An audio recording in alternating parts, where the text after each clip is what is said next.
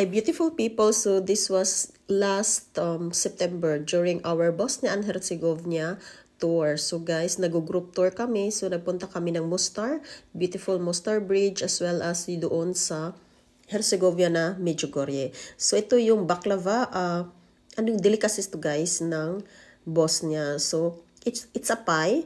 Pero guys, ang dami niyang mga original na mga seeds na flavor. Ayun, may pistachio.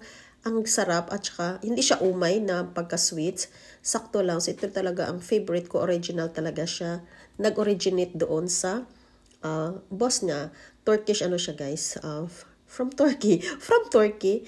Turkish baklava. So ayan, original talaga. At sila ang gumagawa at nagde-distribute dito sa Croatia.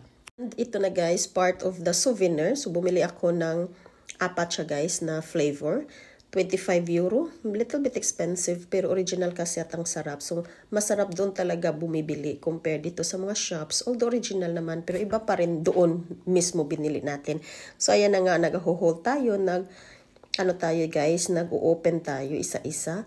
At titikman natin isa-isa. Taste test. So enjoy the video.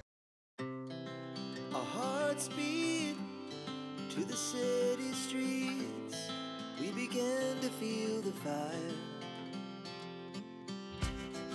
We rise like tall buildings as the chemicals, they take us higher. The night's young, it has just begun as she puts her hand in mine.